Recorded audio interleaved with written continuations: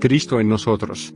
Y Cristo les habló muchas cosas por parábolas, diciendo: He aquí, el sembrador salió a sembrar.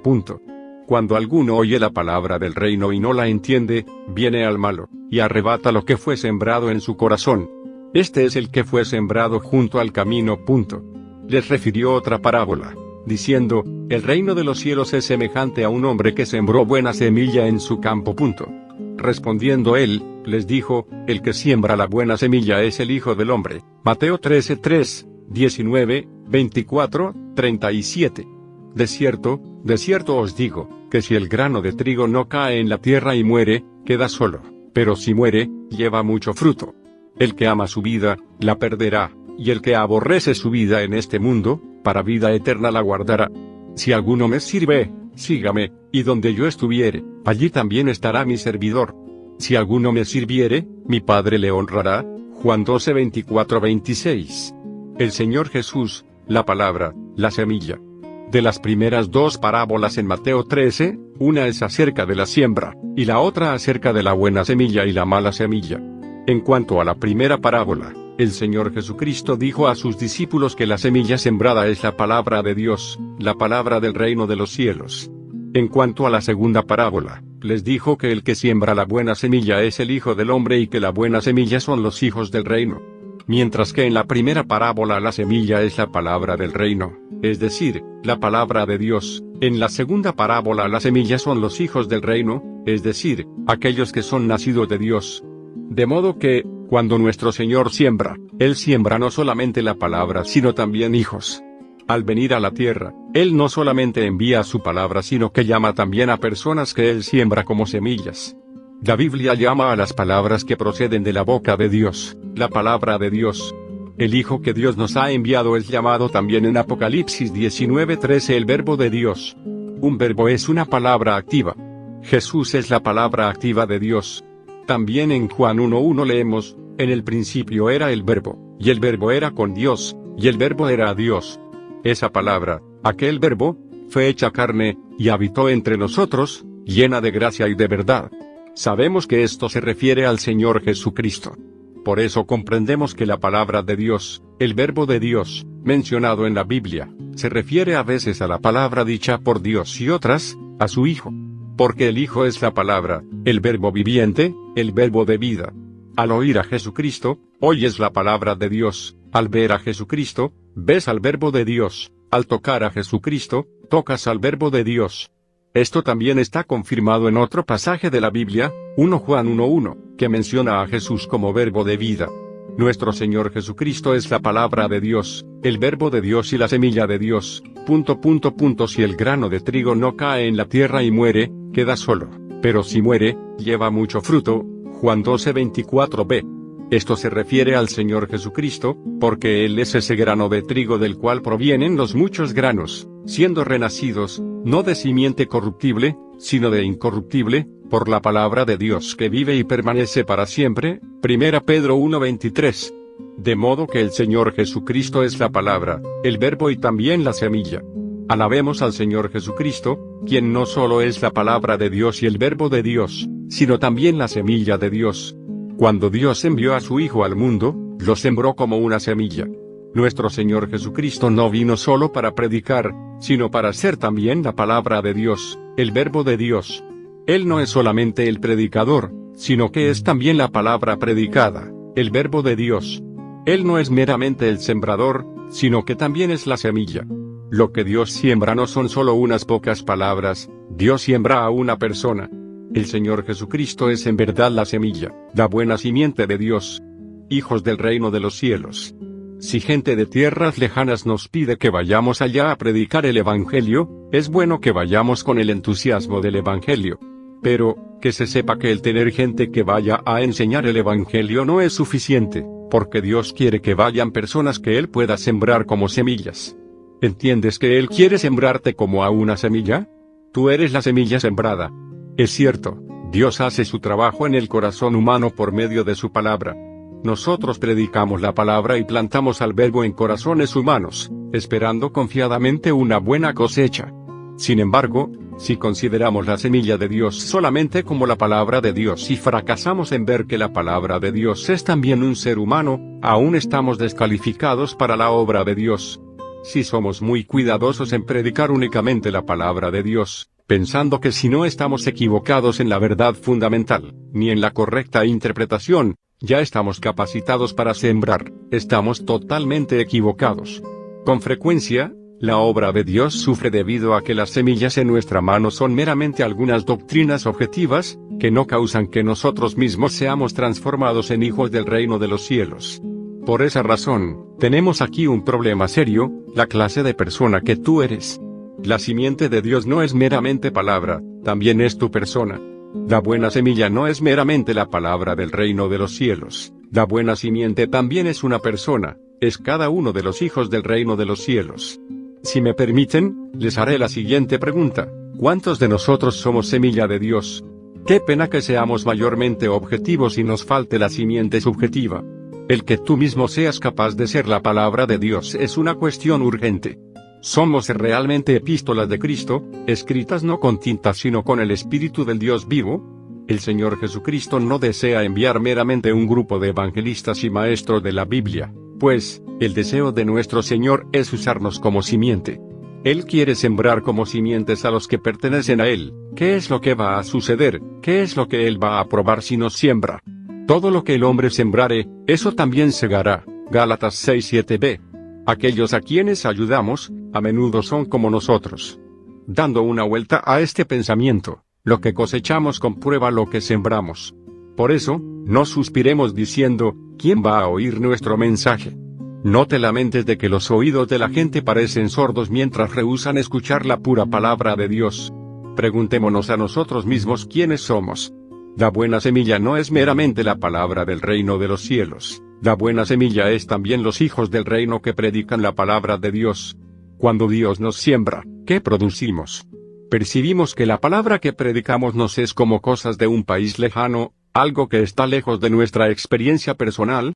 Buscamos meramente algún texto de la Biblia para predicar, o citamos un pasaje porque de veras hemos tocado la realidad espiritual de la presencia divina. La diferencia entre estos dos extremos es vasta. Las muchas palabras solo abren la puerta a las discusiones, pero, las palabras que proceden de un contacto íntimo con Dios mismo son semilla divina. No es algo que procede de nuestro ingenio, ni de nuestra habilidad de manejar doctrinas en público.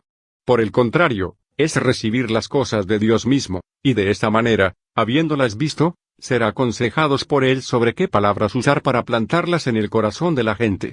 Cuando predicamos la palabra de Dios, no dependemos de nuestra elocuencia humana, sino de lo mucho que la palabra de Dios ha transformado nuestra propia vida. La diferencia radica en si predicamos la verdad objetiva externa, o si ya hemos tenido una experiencia subjetiva, íntima e interna con Dios. Lo que muchos predican es solo la verdad objetiva y externa. Tal prédica no tiene influencia en los oyentes. La gente solo es ayudada si tú mismo ya eres la misma palabra que predicas. Porque la palabra de Dios no es algo para ser entendido solo con la mente. Si así fuese, entonces los inteligentes y sabios serían los únicos privilegiados, mas, en ese caso las personas comunes ni siquiera llegarían a ser buenos cristianos. Cuando nos llega, la palabra de Dios es puesta a prueba. Puede compararse a un alfarero que dibuja algo sobre una vasija de arcilla. Si esa vasija no es expuesta al fuego de un horno, ese dibujo será arruinado si alguna mano lo toca. Pero Dios, como Sa 83 vio al alfarero, sabe trabajar la arcilla, pues pone la vasija al fuego. Dios usa el fuego del medio ambiente en el cual moramos, el fuego de nuestras circunstancias, y nos revela su palabra para imprimir su presencia dentro de nosotros. De esa manera nos preserva. Dios así nos foguea una vez, 10 veces, aún cientos y miles de veces, hasta que un día esa palabra está grabada indeleblemente en nuestra vida, hasta que un día tú eres esa palabra. Por medio de la disciplina y la revelación del Espíritu Santo, Él foguea una enseñanza en ti hasta que queda grabada en ti, hasta que tú mismo llegas a ser esa enseñanza. Si alguien se topa contigo, ya no dirá que ahora estás capacitado para disertar, en vez de eso, dirá que se ha encontrado con el Verbo viviente, con Cristo mismo, dentro de ti. Solo entonces podrás ser una epístola viviente de Cristo, solo así serás una semilla de Dios. Pero, Cuando tal cosa sucede, Dios te puede sembrar y lograr una buena cosecha, una cosecha multiplicada a través tuyo. Si no es así, se transferirá meramente alguna palabra de una mente a otra mente, con el resultado de que la iglesia será más superficial, desanimada y sin vida, más carnal y menos espiritual. Como conclusión, permítanme decir que el problema radica en si eres capaz de ser semilla de Dios, si hay alguna parte de tu vida que puede ser reconocida como simiente de Dios. Si Dios te sembrase, ¿qué es lo que va a crecer y ser cosechado? Lo que el hombre sembrare, eso también cosechará. No existen excepciones a esta norma. Qué lamentable sería si nuestros frutos solo fuesen que la gente entienda algunas enseñanzas, sin que lleguen a ponerse en contacto con la vida divina, como ser fructíferos. Dios siembra para cosechar. Veamos ahora los principios que deben ser seguidos para obtener la cosecha de Dios. Si el grano de trigo no cae en la tierra y muere, queda solo, pero si muere, lleva mucho fruto. Juan 12:24. Esto nos muestra cómo el Señor Jesucristo murió para darnos vida. Nos permite ver que se cosecha a través de la muerte, a través de la cruz. El propósito de Dios al sembrar es cosechar el fruto, que un grano de trigo produzca muchos granos de trigo. Dios no envió un profeta, o muchos profetas, para aclarar sus enseñanzas. En vez de eso, Dios envió a su propio Hijo como un grano de trigo que cae en la tierra y muere, para producir muchos granos de trigo. El ser fructífero no se obtiene por enseñanzas claras, ni por memorizar las Escrituras, sino por medio de caer en la tierra y morir. Esta es la obra de la cruz. La cruz es un hecho, no una enseñanza. La verdadera muerte produce verdadero fruto. Si no hay muerte, tampoco hay fruto. En la medida que hay muerte, en esa misma medida hay también fruto. El número de veces que se sufre la muerte determina el número de veces que se produce fruto, y determina así la cantidad de vida que será manifestada. La palabra en el versículo 24 señala claramente al Señor Jesucristo mismo. En el versículo 25, sin embargo, el Señor Jesús nos explica que lo que Él dice es un principio, una regla que se aplica no solo a Él mismo, sino a todos. El que ama su vida, la perderá, y el que aborrece su vida en este mundo, para vida eterna la guardará. Luego el Señor Jesús aclara esto aún más, diciendo, si alguno me sirve, sígame. Juan 12:26. A todos los que sirven al Señor Jesús les sucede lo mismo. Comprendan que este asunto del grano de trigo que cae a tierra y muere, no se refiere a la expiación, porque en la obra de expiación nosotros no tenemos parte alguna, no es nuestra obra. Esto se refiere solamente a entregar a Dios el vivir de nuestra alma, es decir, nuestra vida del alma. De modo que el principio involucrado aquí es, la muerte produce vida. Esto es lo que dijo Pablo, de manera que la muerte actúa en nosotros, y en vosotros la vida, 2 Corintios 4:12. Por esta razón, no es suficiente que nosotros seamos meramente granos de trigo, también es necesario que veamos cómo llegar a ser fructíferos. La forma de ser fructíferos no es solamente predicar o enseñar, es también sembrar la semilla. Dios no envió a su Hijo al mundo solo para enseñar. Él, asimismo, ha sembrado a su Hijo como grano de trigo en la tierra. En forma similar, Dios nos sembrará como granos de trigo aquí y allá. Un grano de trigo necesita caer en tierra y morir antes de que pueda llevar mucho fruto. Antes de que el grano de trigo sea sembrado, puedes ver que tiene una cáscara exterior. Esta cáscara protege al grano de trigo de ser dañado y también impide que el grano de trigo lleve fruto. Sin romper la cáscara exterior, la vida interior no puede abrirse paso y salir fuera. Después que este grano de trigo cae a tierra, una acción química entre la tierra y el agua comienza a trabajar al grano de trigo. Poco después, esa cáscara exterior es rota, pero la vida en el grano de trigo es puesta en libertad. Nuestro Señor Jesucristo mismo es ese grano de trigo que cayó en tierra y, habiendo muerto, produjo mucho fruto. Le aconteció a nuestro Señor Jesús que su vida fue puesta en libertad por medio de su muerte. Así también debe sucedernos a nosotros. De modo que ese principio o regla de producir fruto no estriba en predicar, sino en morir. El que hayas caído en la tierra y muerto será dado a conocer a todos los que están en contacto contigo. ¿Permanece aún íntegra tu cáscara exterior o ya ha sido rota? Lamentablemente la dureza exterior de muchos de nosotros es dureza humana natural, como también la blandura de muchos de nosotros es también blandura humana natural. Sea tu cáscara dura o blanda, Es esa cáscara exterior lo que retiene la vida dentro de ti y evita que la gente se ponga en contacto directo con la vida interior. Solo podemos librarnos de esa corteza exterior por medio del obrar de la cruz en nuestro diario vivir.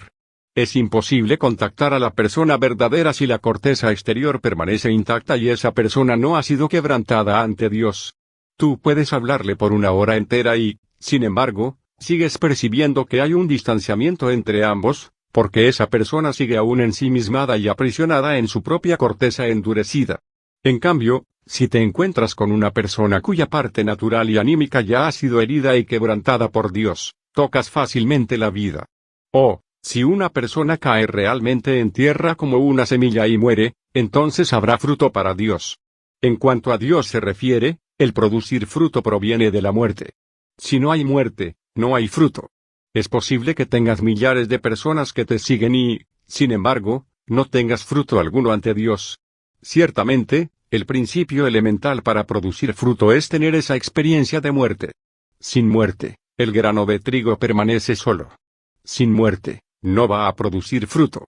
Que el Señor Jesucristo tenga misericordia de nosotros, de tal manera que no solo seamos semilla de Dios, sino también semillas que han caído en tierra y han muerto, para que así Él pueda recibir mucho fruto producido a través de nosotros. Amén.